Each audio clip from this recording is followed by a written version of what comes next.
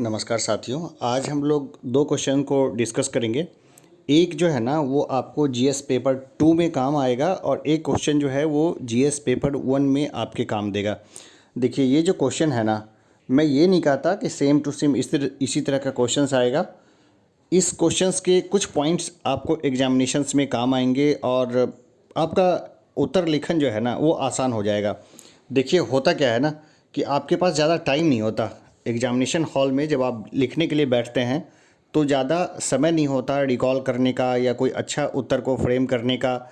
आप जो पहले से प्रैक्टिस करके जाते हैं ना, अगर उससे संबंधित अगर 3-4 क्वेश्चन अगर आपको आ गए तो आपके लिए और क्वेश्चंस में सोचने का मौका मिल जाता है।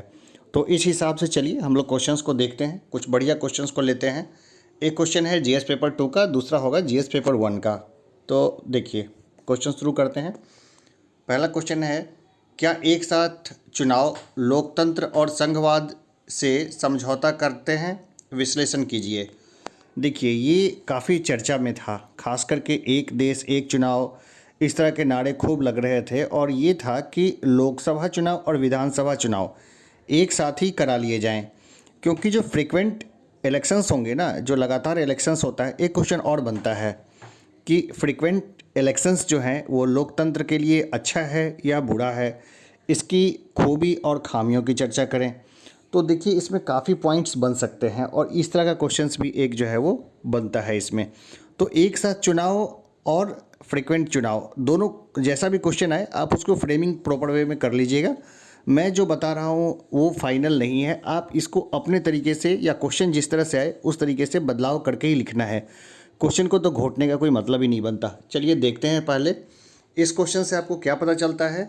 एक साथ चुनाव के संदर्भ में संक्षेप में उल्लेख करते हुए उत्तर की शुरुआत कीजिए और एक साथ चुनाव के पक्ष और विपक्ष में तर्कों पर चर्चा कीजिए और एक निष्कर्ष जो है ना, एक निष्कर्ष पे पहुंचिए और उस निष्कर्ष को शॉर्ट में लिख डालिए, तब जाके बनेगा एक अच्छा आंसर। देखिए इसके परिचय को देखते हैं हम लोग। तो यह विचार वर्ष 1983 में अस्तित्व में आया जब चुनाव आयोग ने पहली बार इसे प्रस्तावित किया था। हालांकि वर्ष 1967 तक एक साथ चुनाव भारत में प्रतिमान थे। हाल ही में कोविड-19 संक्रमण की दूसरी लहर का प्रकोप भारत में देखा गया। इससे मार्च अप्रैल 2021 के दौरान 4 राज्यों और एक केंद्र शासित प्रदेश में हुए चुनाव का भी संभावित योगदान माना जा रहा है। देखिए ये लाइन आप लिखेंगे ना तो इससे लगेगा कि ये आपके अपने पॉइंट्स हैं और आपने इसको शामिल किया है। कोविड का जहां उल्लेख हो सकता है वहां ज़रूर दें। इसलिए एक राष्ट्र एक चुनाव, वन नेशन वन इलेक्शन जैसी महत्वपूर्ण अवधारणाओं पर तर्कपूर्ण चर्चा आवश्यक हो गया है। तो देखिए अब ये चर्चा में क्यों था, क्योंकि ये जो इलेक्शंस हुए अभी हाल फिलहाल वेस्ट बंगाल में और बाकी के राज्यों में, तो उसमें देखने को मिला कि बड़े लीडर्स हैं ना, वो बिना मास्क के जनता के बीच में जा रहे थे और इससे जनता के बीच में ये संदेश गया कि कोविड कोई बड़ी महामारी तो है नहीं, और कंट्रोवर्शियल थ्योरीज़ को भी जो है काफ़ी इसमें हवा मिली, जिसके कारण हमें देखने को मिलता है कि कोविड का आउटब्रेक काफ़ी तेज़ हुआ।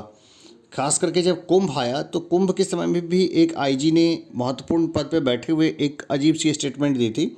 उसने बोला था कि कुंभ में कोरोना नहीं फैलेगा क्योंकि खुली जगह पे कुंभ हो रहा है और पानी और हवा और सूर्य का प्रकाश इसको ख़त्म कर देगा। लेकिन हम जानते हैं कुंभ के बाद भी कोरोना आउटब्रेक हुआ और उससे काफ़ी ज़्यादा साधु संतों की क्या है डेथ हो गई। चलिए आगे पॉइंट्स पे आते हैं। एक साथ चुनाव के पक्ष में तर्क।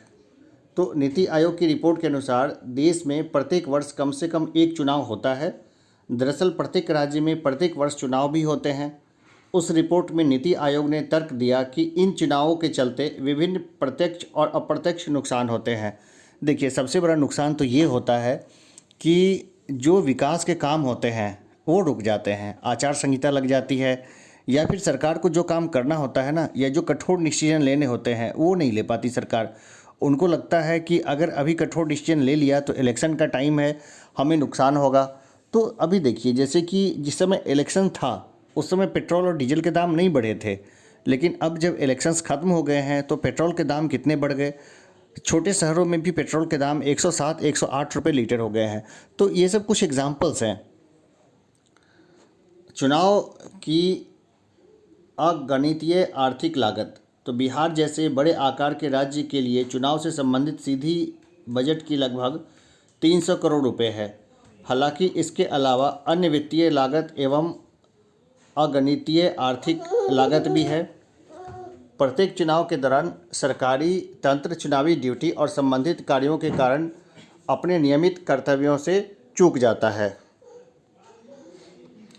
आगे हम लोग देखें, चुनावी बजट में चुनाव के दौरान उपयोग किए जाने वाले इन लाखों मानव घंटों की लागत की गणना नहीं की जाती है या की जा सकती है। नीति पक्षाघात की बात करें तो आदर्श आचार संहिता, ठीक है ना, तो इसमें क्या है, सरकार की कार्यकारिणी को भी प्रभावित करती है, क्योंकि चुनाव के घोषणा के बाद न तो किसी नई महत्वपूर्ण नीति की घोषणा की जा सकती है और न ही इनका क्रियान्वयन। प्रशासनिक लागत की बातें करें तो सुरक्षा बलों को तैनात करने तथा बार बार उनके परिवहन पर भी भारी और दृश्यमान लागत आती है।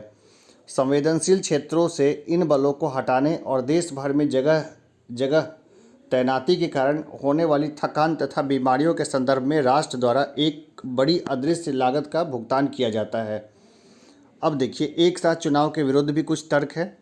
संघीय समस्या, एक साथ चुनाव को लागू करना लगभग असंभव है, क्योंकि इसके लिए मौजूदा विधानसभाओं के कार्यकाल में मनमाने ढंग से कटौती करनी पड़ेगी या उनकी चुनाव तिथियों को देश के बाकी भागों हेतु नियत तारीख के अनुरूप लाने के लिए उनके कार्यकाल में वृद्धि करनी पड़ेगी।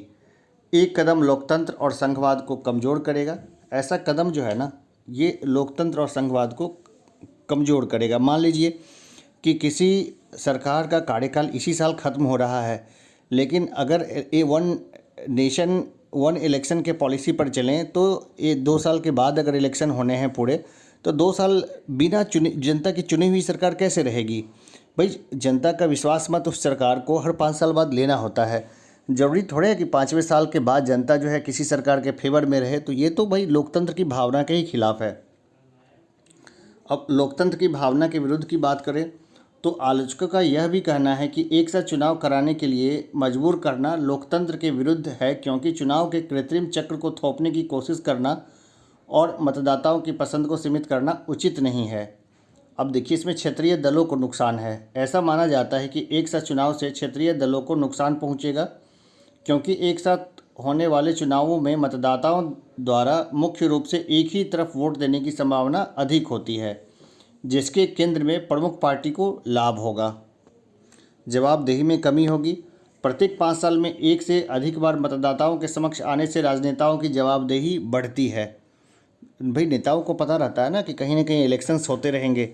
जैसे केंद्र को पता है कि वेस्ट बंगाल के इलेक्शन में उसको झटका लगा तो केंद्र ने कुछ नीतियों में बदलाव किए, या फिर बिहार के इलेक्शंस में अगर किसी को झटका लगता तो वो अपनी नीतियों को और सुधार करते हैं। तो ये एक तरीके का लिटमस टेस्ट होता है।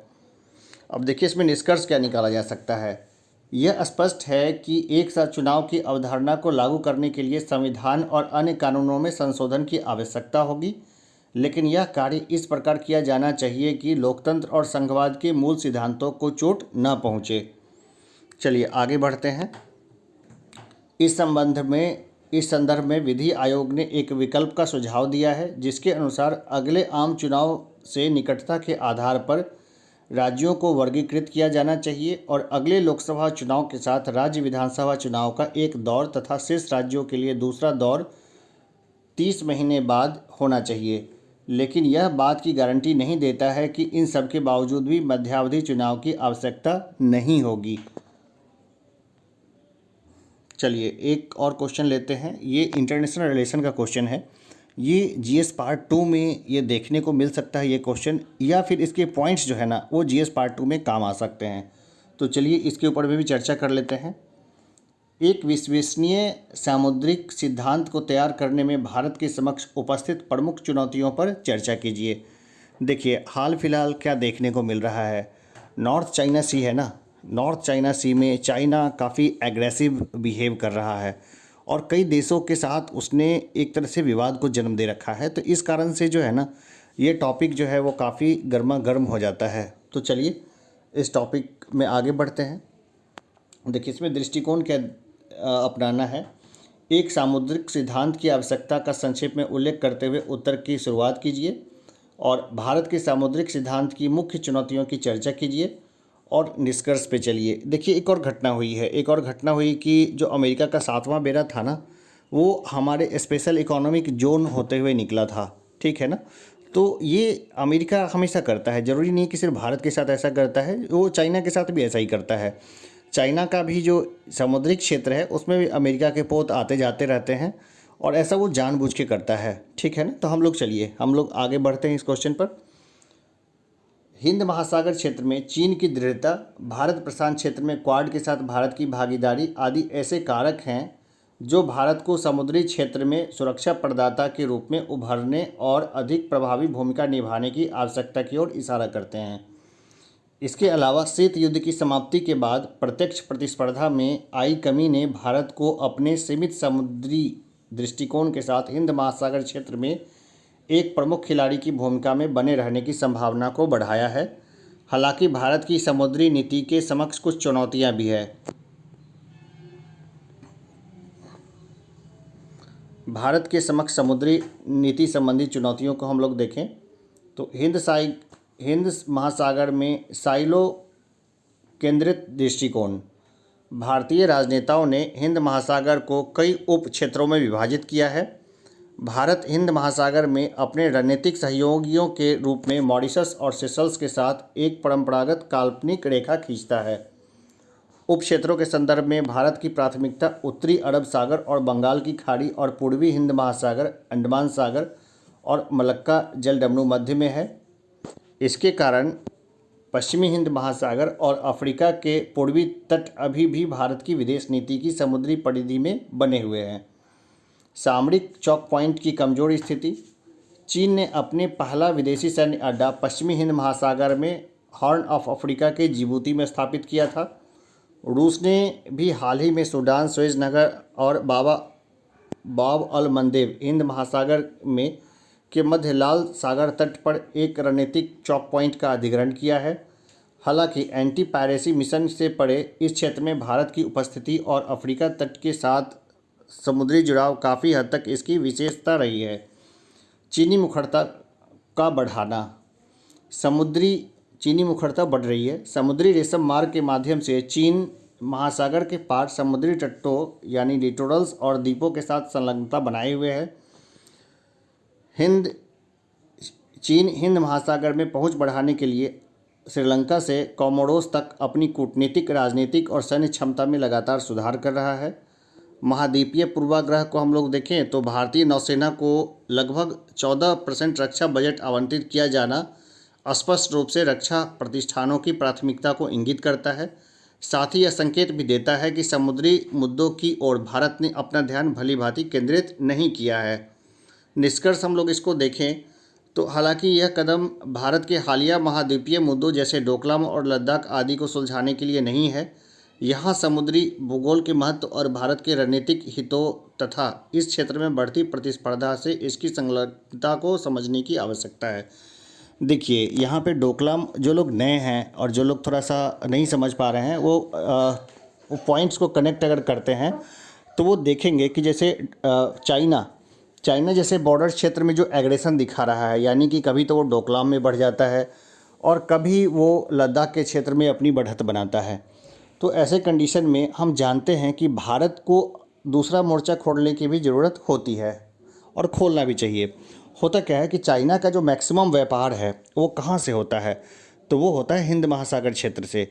तो अगर हिंद महासागर क्षेत्र में भारत की नौसेना मजबूत रहती है तो ऐसे कंडीशन में चीन भी अपनी जो स्थल जो लगे हुए हैं भारत के साथ, उसमें उसका एग्रेशन को बैलेंस किया जा सकता है। तो काफ़ी पॉइंट्स होते हैं, आप कम शब्दों में जितना अच्छा लिख सकें। मैंने जो लिखा है वो ज़रूरी नहीं है कि आप वही लिखें, आप अपने मन से इसका उत्तर दीजिए। अभी के लिए इतना ही, धन्यवाद।